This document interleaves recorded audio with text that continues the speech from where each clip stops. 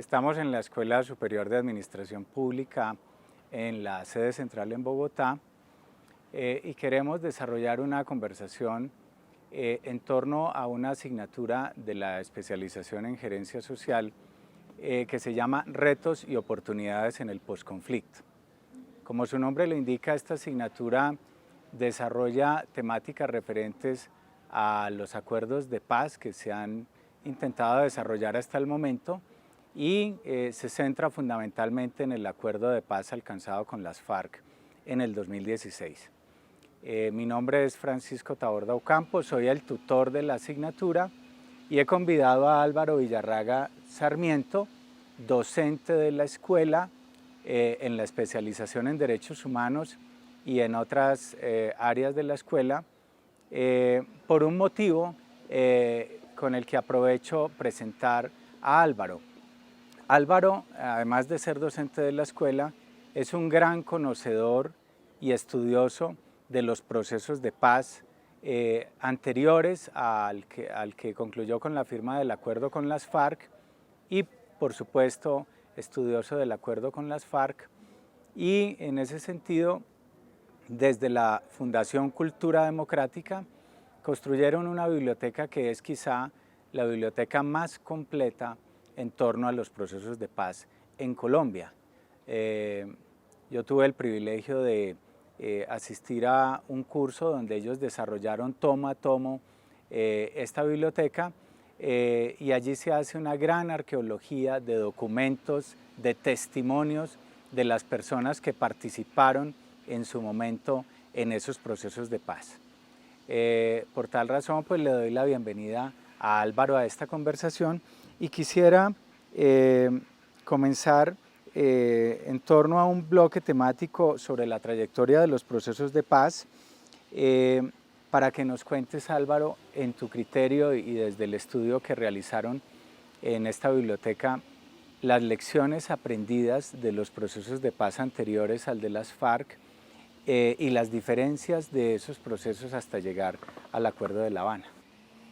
Gracias, Francisco, por la invitación. Me alegra mucho y máximo compartiendo cátedra y el ejercicio académico con la ESAP y en un tema tan actual y tan importante y tan necesario como es el tema de la paz. Para hablar de lecciones aprendidas, tratemos de hablar como por momentos históricos, ¿no? Incluso para no extenderme, porque entre procesos de organizaciones guerrilleras grandes, milicias pequeñas, etcétera, pueden ser más de 10 procesos, entonces podría ser muy extensa la referencia, pero ellos se concentran en determinados hechos históricos y de todas maneras con las insurgencias nacionales de más reconocimiento o impacto o que merecieron atención y políticas desde los gobiernos nacionales para resolver el conflicto. Entonces agrupémoslos en 4 momentos, te propondría, para decir, un primer momento que es el inicio de los acuerdos de paz fue a mediados de los 80, cuando el presidente Belisario Betancur tuvo la oportunidad y la iniciativa positiva de formular una política de paz, por primera vez hablar con las guerrillas, haber hecho mesas de conversación con ellas. De las 4 guerrillas, FARC, EPL, ELN y M-19, 3 aceptaron el diálogo, solamente el ELN quedó por fuera. Una lección positiva allí, en los 80, es que fue posible hacer mesas de diálogo, llegar a consensos y firmar acuerdos de paz. Es decir, conseguir una solución política, conversada, negociada, con estos actores de la insurgencia. Otra lección positiva de ese proceso de los años 80 es que llevó algunas consecuencias prácticas valiosas. Hubo una reforma constitucional, elección popular de los alcaldes y descentralización. Hubo unos programas de rehabilitación de zonas impactadas por conflicto y pobreza. De allí nació el PNR, el Plan Nacional de Rehabilitación. Hubo una comisión de paz muy representativa, con todos los sectores políticos, sociales, gremiales, invitada a la Iglesia Católica, etc. Hubo una amnistía aplicada con amplitud. Y hubo un grado de movilización ciudadana política a favor de la paz en ese momento. Lecciones negativas de allí. Una lección negativa general es que el proceso se truncó, duró unos años, se frustra y finalmente se suspende. Pero la interpretación que yo invito es a que se vean que hubo una serie de hechos consumados en positivo, aunque al final se frustre el proceso. Al final, ¿por qué se frustra?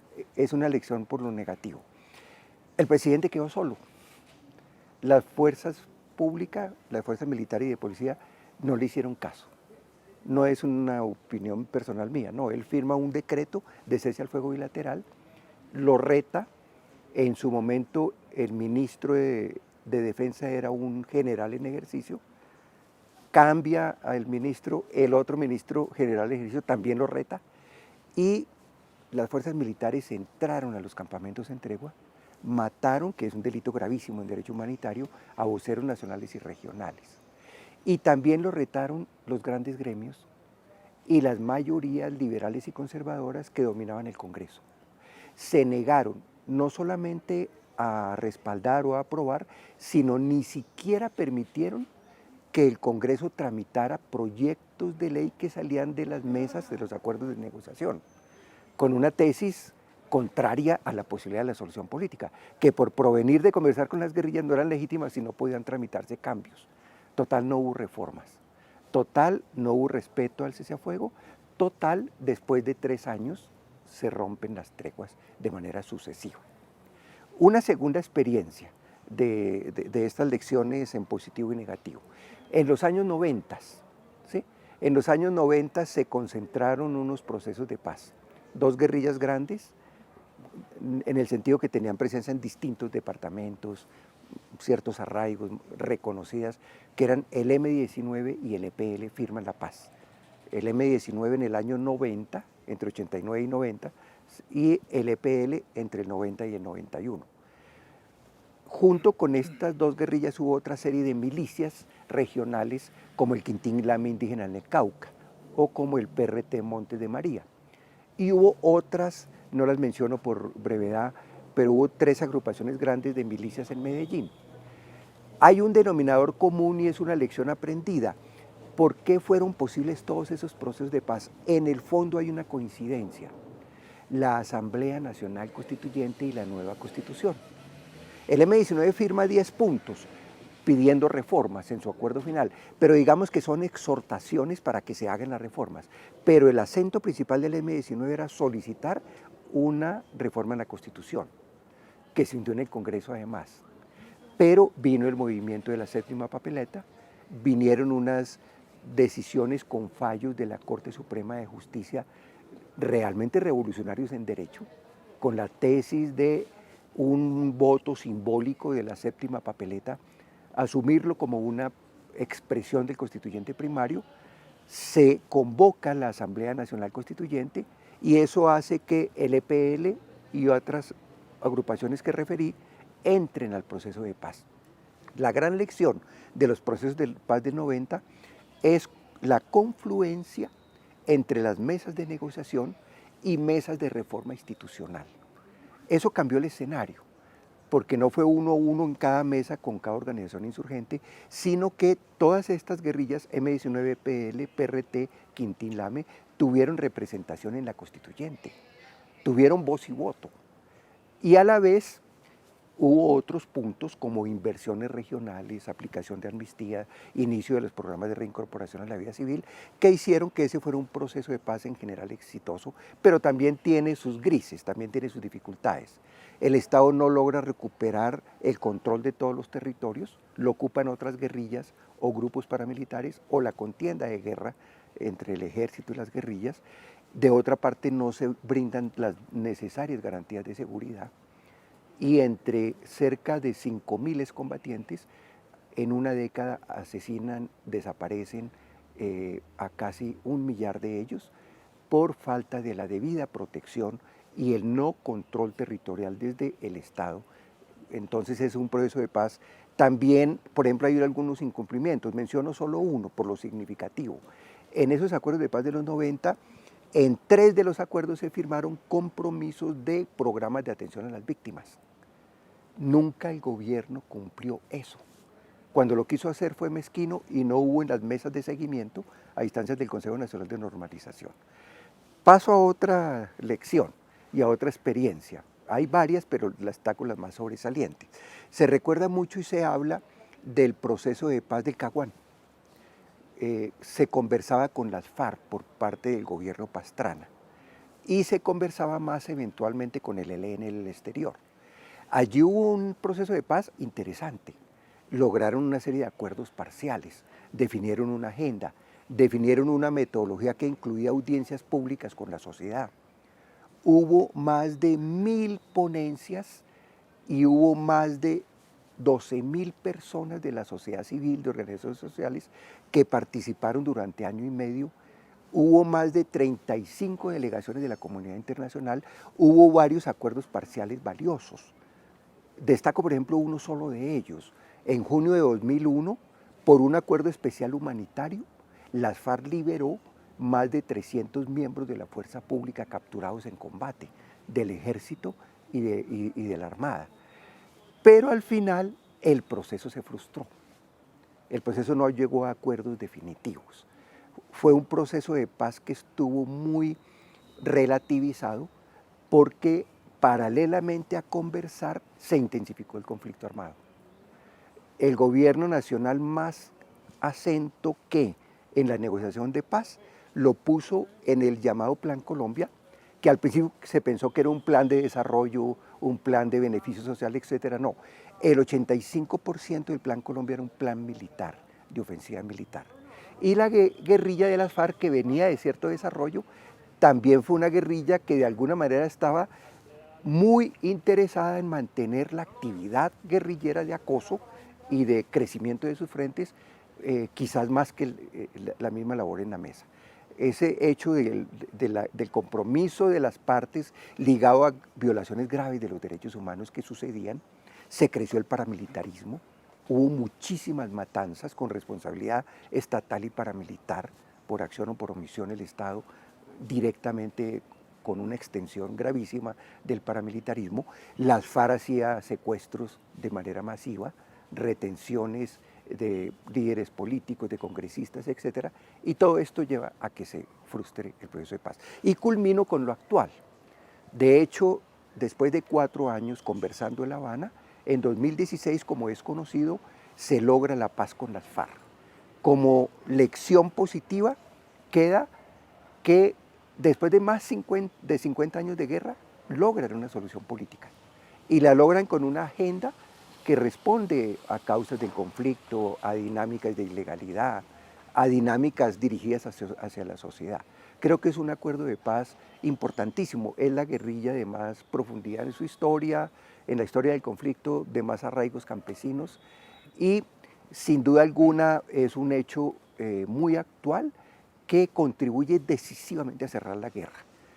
Hay indicadores como los que publica periódicamente el CERAC que muestran que la violencia descendió hartísimo en nuestro país, la violencia política, y se empieza a construir la paz. A veces en la coyuntura más inmediata no todo el mundo lo percibe, pero en una mirada más histórica y general, con la dejación de las armas y el paso a la vida política de las FARC, se está dando el paso más decisivo al cierre de la guerra.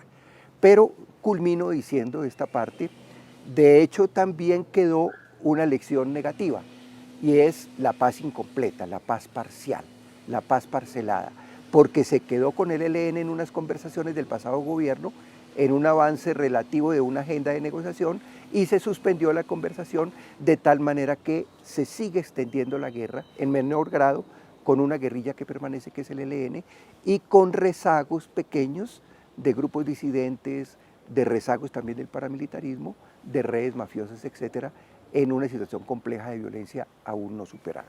Claro. Quisiera enmarcar, Álvaro, algunos de los aspectos que abordaste en este recuento sintético que has logrado hacer de manera muy afortunada, en el siguiente sentido: la consideración de la víctima en los procesos de paz, que tiene que ver con un elemento del orden internacional, y es la evolución del concepto de víctima y de los derechos de las víctimas, por lo menos desde la Primera y la Segunda Guerra Mundial, en la que, sobre todo al cabo de la Segunda Guerra, las víctimas eran consideradas más que todo testigos, y posteriormente a la víctima se le ha ido reconociendo el papel de sujeto de derechos.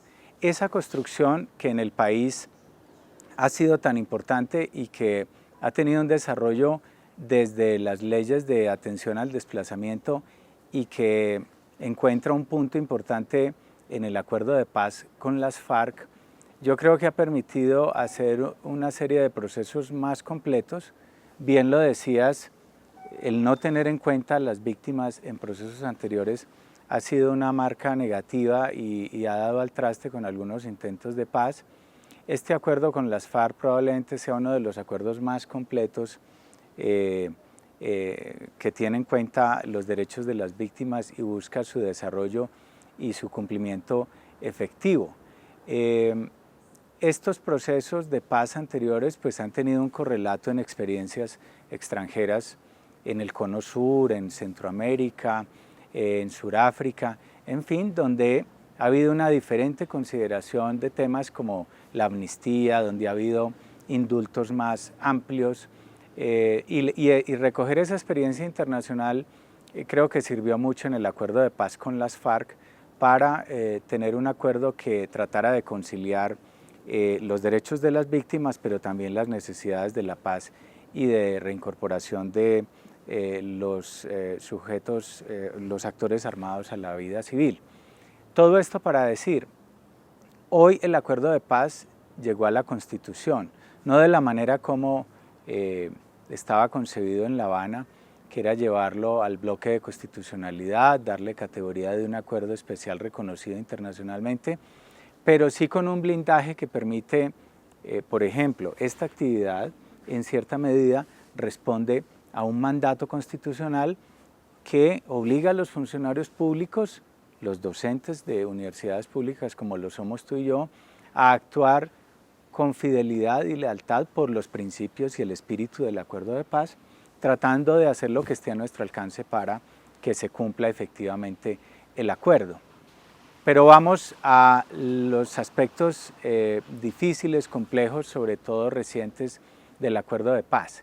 El tema de los líderes de las FARC que deciden rearmarse y el tema de las disidencias. ¿Cuál es tu punto de vista sobre ese momento crítico del acuerdo de paz con las FARC? Bueno, hablar de momento crítico del acuerdo de paz con las FARC tiene un sentido, creo, amplio. En toda negociación de paz hay momentos críticos y en toda implementación del acuerdo hay momentos críticos. Este es un tema muy complejo que a veces poco se entiende. Entre otras cosas, hablo en positivo, imaginarse, diseñar, llegar a concertar la paz, aplicarla,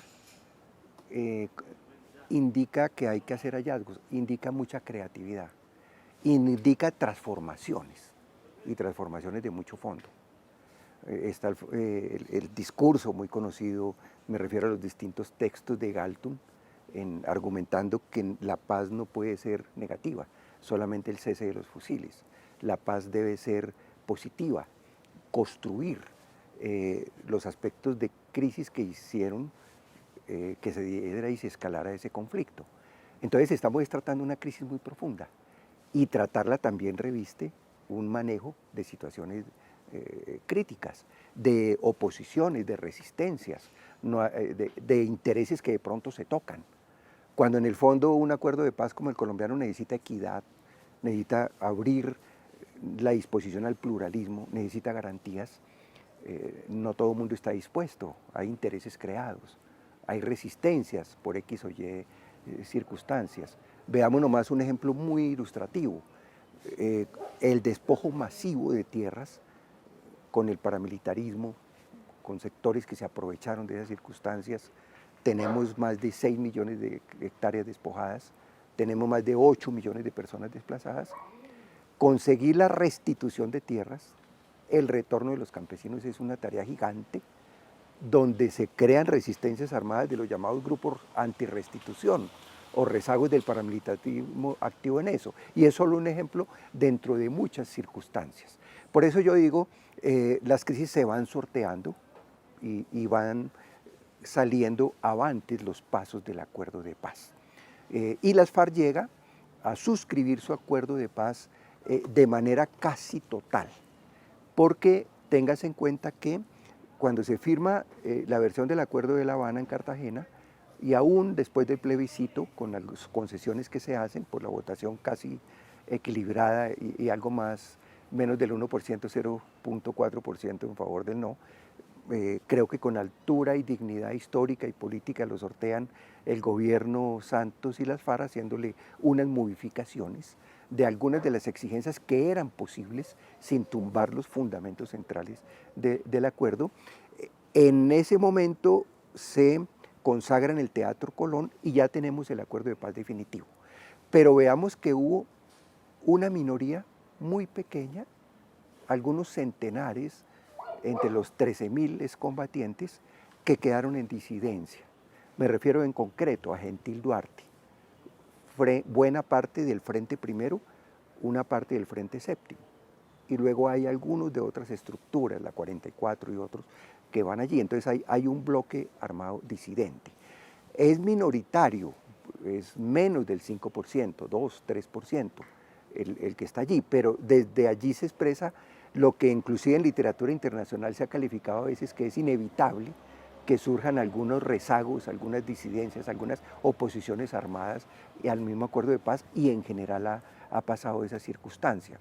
Ahora bien, ya en estos 3 años de implementación ha habido algunos otros grupos también minoritarios que han quedado en disidencia, pero expresando 2 circunstancias distintas, que a veces se entremezclan o están en tensión.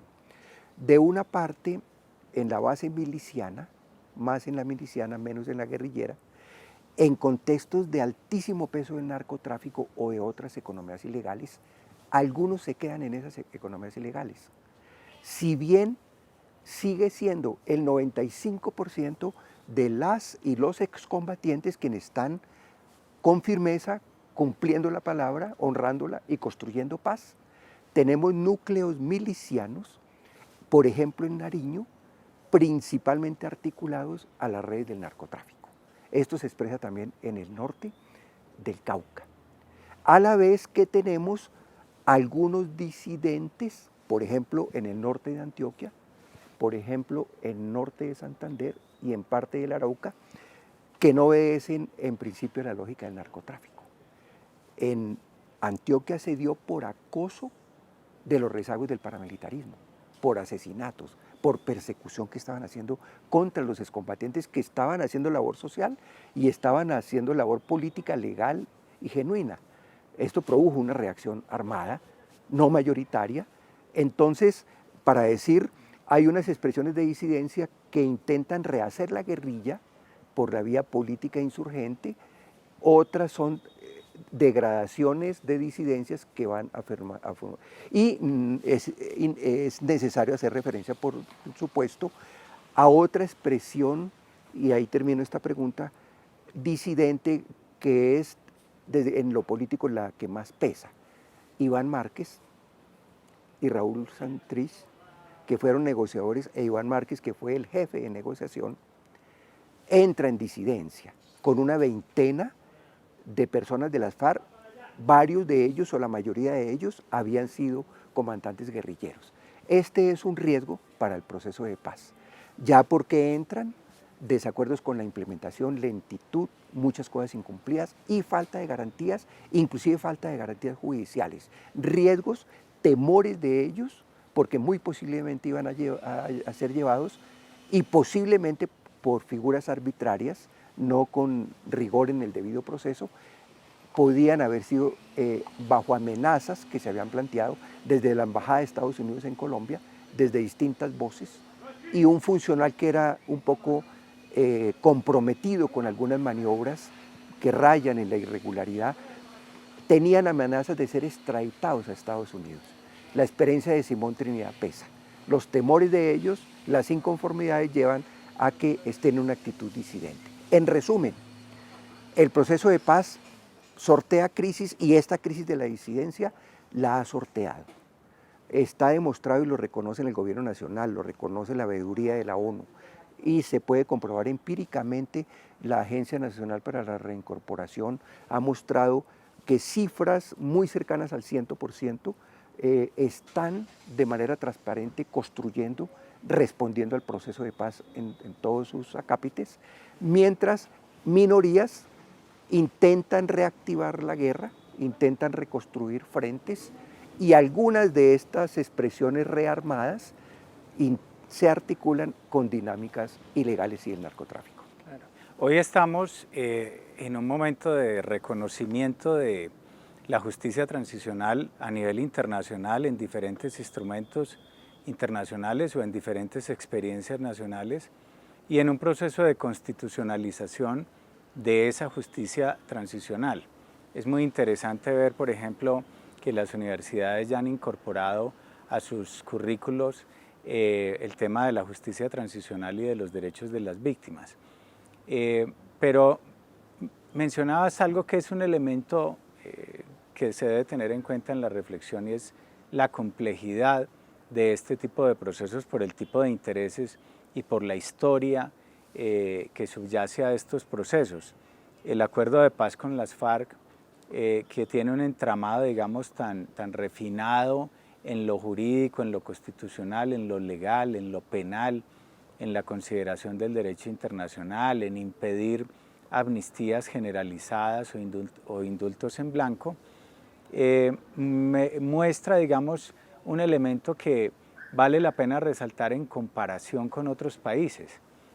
Por ejemplo, he visto la experiencia argentina después de salir de la dictadura, o sea, ya casi 40 años del regreso de la democracia argentina, todavía siguen juzgando militares, sobre todo en las provincias, los pocos que están vivos, porque ya obviamente por la edad han muerto, y discusiones tan complejas como la reivindicación que hacen algunos hijos de militares de la dictadura que cometieron violaciones graves a los derechos humanos para poder declarar contra sus padres en juicios penales. Y el intento que están haciendo hoy de reformar la Constitución argentina para poder declarar contra sus familiares. Entonces, esta pretensión del acuerdo de paz con las FARC de hacer un proceso de juzgamiento acotado en el tiempo, pues pareciera ser una lección que se deriva de estas experiencias que estoy mencionando, donde no ha habido un cierre en el tiempo de estos procesos de reconciliación. Me gustaría, Álvaro, también, antes de cerrar este bloque, que nos contaras cuál es tu opinión de por qué la dificultad de adelantar un proceso de paz con el ELN.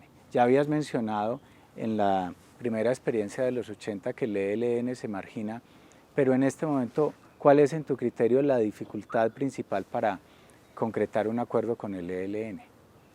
Con el ELN ha sido difícil lograr la paz al punto que es la única guerrilla que queda activa. Ya las otras tres, como lo hemos comentado, han pactado la paz, han retornado la legalidad. Por eso incluso se habla de que es necesario la paz completa en alusión a que ojalá se recuperara el diálogo, la negociación y un acuerdo de paz, y un acuerdo de paz con el ELN garantizaría el cierre definitivo de la guerra. Insisto, no porque al día se cierren todos los conflictos, ya serán de pronto esas disidencias, los rezagos del paramilitarismo, tentación de algunos propios guerrilleros que quieran seguir, pero las grandes mayorías, etc. La gran dificultad para el entendimiento con el ELN, menciono entre otros 3 elementos importantes. Uno, es que el ELN fue la última que tuvo mentalidad para los procesos de paz, y lo tuvo casi una década después. Las guerrillas, tanto las FARC como el M-19 como el EPL, desde el inicio de los años 80, los primeros años 80, siempre tuvieron en su discurso, en sus documentos, propuestas hacia la paz y discursos de solución política. no me meto en ellos ni vamos a escarbarlos en el sentido, pero los registro históricamente, porque así como los estados a través de sus gobiernos han tenido políticas de paz y han hecho propuestas, también esa es una realidad política. Las guerrillas están haciendo una guerra de guerrillas, pero también en determinados momentos han hecho propuestas, inclusive numeradas, inclusive de determinadas reformas, determinadas peticiones, la amnistía, reforma agraria, la propia convocatoria de la constituyente, todas han surgido de voces guerrilleras. Había una no sintonía del ELN en eso. El ELN se demora algo más de una década para adoptar una posición de paz. Y eso muestra un discurso mucho más rígido en mantenerse como guerrilla hasta la toma del poder y una tardanza en esos procedimientos. Pero paralelamente quiero destacar una cosa, y es que el ELN fue, eso es positivo, incluso más sensible a los entendimientos y los acuerdos en el tema humanitario, desde finales de los años 80. Propuso un convenio de humanización de la guerra al gobierno y no aceptaba diálogos de paz con el gobierno. Es una especie de paradoja. Y el ELN jugó a favor de posicionar la temática humanitaria en los diálogos gobiernos-guerrillas. Pero su posición es hasta los años 90, pasados los 90. Es el momento de la constituyente, es en los diálogos de Caracas, un poco en su ya entendimiento con las FARC y compartir mesas de negociaciones, donde empieza a aproximarse a los diálogos de paz. Entonces, esa es una primera dificultad, porque aunque después en los 90 cambia, hay herencias de eso. Y hay corrientes al seno del ELN que todavía beben, y eso es normal y eso pasa en toda guerrilla, hay corrientes más avanzadas, más atrasadas, más perceptivas y sensibles hacia los cambios y el entendimiento político, y otras que se quedan mucho en la confrontación y la mentalidad solo guerrillera, y esto pesa bastante al seno y de sectores del ELN, y eso se ha hablado mucho de eso, del Frente Laín, de Pablito, de ciertos sectores al interior. Bueno, un segundo elemento para la dificultad de la paz con el ELN. Mire que esta dificultad no se la atribuyo al ELN, se la atribuyo a los gobiernos o principalmente a los gobiernos. Es que el ELN pone una condición y sin esa condición el ELN se cierra a cualquier entendimiento por la paz. Y a veces ha sido muy difícil que los gobiernos entiendan esa condición. Y Francisco, note que esa condición es muy sencilla.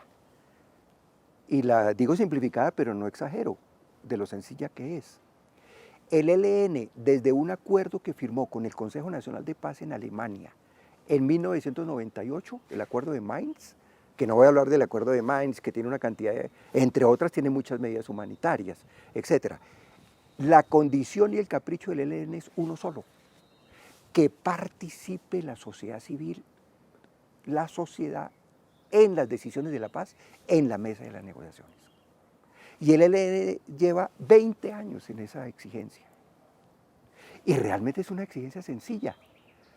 Dice su discurso que no sea una mesa bilateral, le dice al gobierno, señor gobierno, no es usted y usted conmigo, ni soy yo con usted, el que va a definir las condiciones de la paz. Yo pido es que haya un tercer actor que sea la sociedad y que esté en calidad de decisivo. Y que los acuerdos de qué se necesita, cuáles son los requerimientos, los hacemos con ese actor que es la sociedad. El gobierno Santos se demoró 4 años en entenderlo.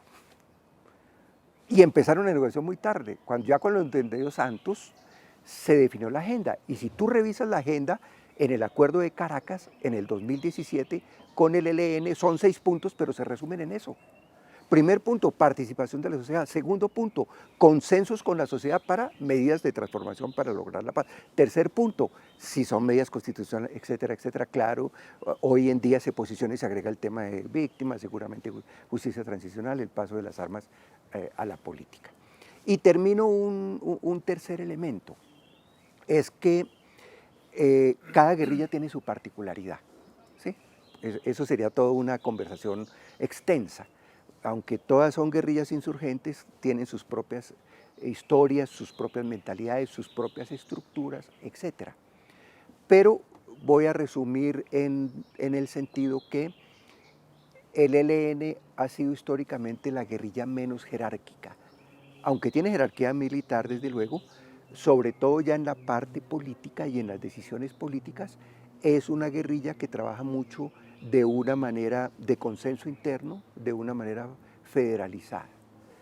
Otras guerrillas tienen algo así como una instancia superior, y cuando esa instancia superior toma la decisión, eso pasó en el M-19, que además en el M-19 y el M-19 tiene cierta carga de muy personal, cierto caudillismo, lo dijo Pizarro y todos cumplían. ¿Sí?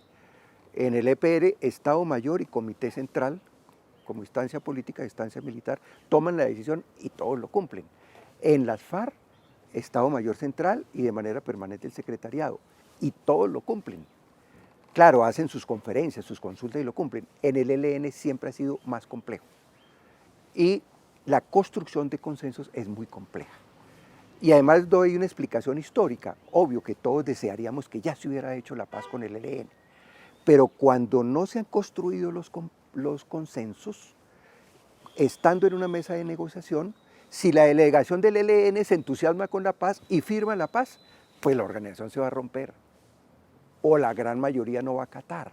Entonces también hay un sentido de responsabilidad. Pero también hay unas urgencias de la paz que entran en tensión con esas circunstancias, porque el ELN incluso desde su origen y en varios momentos siempre ha sido una insurgencia con varias corrientes, con varias posturas, con grandes dificultades de conseguir consensos internos y con un proceso más lento de llegar a una mentalidad final hacia la paz.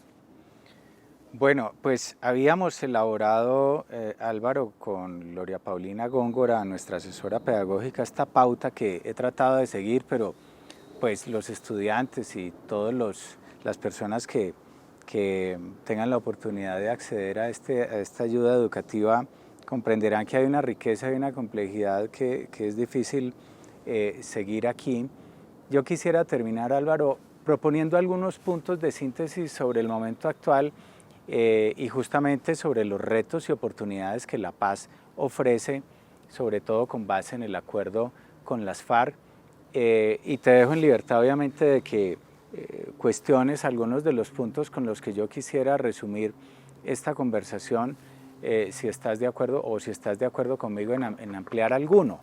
Primero de todo, y es a partir justamente de los planteamientos que hiciste en el recuento histórico, respeto por los derechos de las víctimas.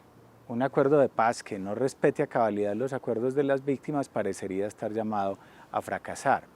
Segundo, las transformaciones que el acuerdo supone. Escuchábamos un investigador del CINEP que decía el 80-90% de las disposiciones del acuerdo de paz con las FARC tienden a beneficiar sectores sociales, regiones, la población en general, mientras que apenas el 10% se refiere propiamente a los excombatientes de las FARC. Esto muestra que si no se cumplen esas condiciones de reforma, de transformación, de atención de lo social y económico en los territorios, pues ese acuerdo también estaría llamado a fracasar. Un tercer aspecto tiene que ver también con algo que mencionabas, y es la falta de garantías y la falta de protección de los excombatientes, pero también de los líderes sociales, de las víctimas, de las personas que han tenido un liderazgo histórico en las regiones, ya sea a nivel étnico, a nivel social, a nivel político, en fin. Si no se da un conjunto de garantías que permita seguir defendiendo los derechos humanos, seguir reivindicando el pluralismo, seguir reivindicando algunos aspectos como las luchas contra el extractivismo, contra la minería, pues parecería que ese acuerdo de paz también estaría condenado al fracaso. Los retos, yo diría que haber podido constitucionalizar buena parte del acuerdo de paz y haberle podido dar un blindaje que incluso frente a la acometida del gobierno actual del presidente Duque ha resistido, pareciera ser o haber sido, digamos, parte de la concepción del acuerdo que permite su estabilidad hoy por hoy.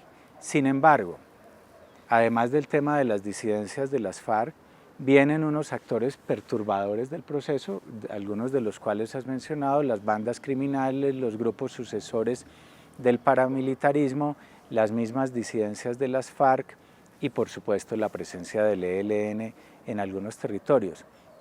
Para terminar, ¿cómo piensas tú, Álvaro, que podríamos como Estado, como sociedad, atender esos factores que hoy hacen tan difícil una paz completa? Bien, Francisco, en la misma línea tuya, de pronto complemento o remarco, en primer lugar, que construir la paz es una tarea de décadas, es una tarea compleja, y construir la paz necesita una sociedad con mentalidad para ello y movilizada, una ciudadanía muy incidente Quizá en había muchos demasiada aspectos. expectativa, perdóname, te interrumpo, en que firmado el acuerdo íbamos a tener la paz Es pronto. cierto, eso lo hay, aún lo hay y eso es necesario verlo con una mentalidad más estratégica, más de largo plazo. En segundo lugar, el Estado debe construir la paz. El derecho y el deber de la paz consagrado en el artículo 22, lo que tú referías de cómo hay ya una incorporación vía constitución, una obligación por 3 gobiernos consecutivos, hay ya todo un dispositivo de más de 50 instrumentos legales de distinto orden, etcétera. Hay un desarrollo administrativo de numerosos programas y de importantes programas. O sea, yo creo que hay un sentido de oportunidad histórica y de posibilidad efectiva de construir la paz, no obstante todas las dificultades que se puedan encontrar y todas las tareas pendientes a las que hemos hecho alusión. En segundo lugar, ya pensando un poco más en la coyuntura presente, necesitamos un gobierno convencido de la paz. El actual gobierno es un gobierno que se resiste a la paz. Está obligado por constitución, está obligado por ley, está obligado por programas, está obligado por el acuerdo que a nombre del Estado firmó el anterior presidente, pero a él le asisten unas obligaciones. Está presionado por la comunidad internacional, está apoyado por la cooperación internacional, está apoyado por los presupuestos internos. Entonces yo creo, y yo allá haría un llamamiento respetuoso para que ojalá tengamos gobiernos con la mentalidad y el compromiso de implementar de manera integral un acuerdo de paz. Un presidente no puede decir, es que me gusta la reincorporación de los excombatientes, pero no me gusta el marco jurídico. No, no, hay decisiones ya constitucionales, decisiones legales, etcétera, que se vienen dando. Y quiero también sumar esto, estamos siendo vistos con admiración por el mundo, y no es sino equivocación en el mundo. La comunidad internacional reconoce que este es un acuerdo supremamente importante, exitoso y supremamente sofisticado. Toda esta figura de justicia transicional, la Jurisdicción Especial de Paz, las categorías que utiliza, los niveles de crímenes en correspondencia, los procedimientos, los compromisos de la Comisión de Esclarecimiento de la Verdad, de la Unidad de Búsqueda de Personas Desaparecidas, la acción reparativa hacia las víctimas, que necesariamente inspirado en el acuerdo, pero en la propia necesidad, lleva a prolongar, a revisar positivamente la ley de víctimas. Entonces creo que estamos también en un momento de muchas exigencias de todo orden, pero muy positivo para poder responder con esas figuras de justicia transicional, de memoria histórica, de esclarecimiento y de resarcir derechos de las víctimas que han sido atropellados. Y finalmente también creo, estamos, y en eso quiero culminar hablando con optimismo, hacia nuevos escenarios que se empiezan a construir. Miren, siguen problemas, pero también hay unos niveles de corrección altísimos. Lo que son índices de hechos de guerra son bajísimos. Hay un coletazo de violencia contra líderes sociales y excombatientes gravísimo y necesario que se les brinden las garantías. Pero hay todas las oportunidades para que, superadas esas dificultades, podamos tener una real posibilidad de pluralismo político, una real posibilidad de otro tipo de mayorías, otro tipo de agendas nacionales.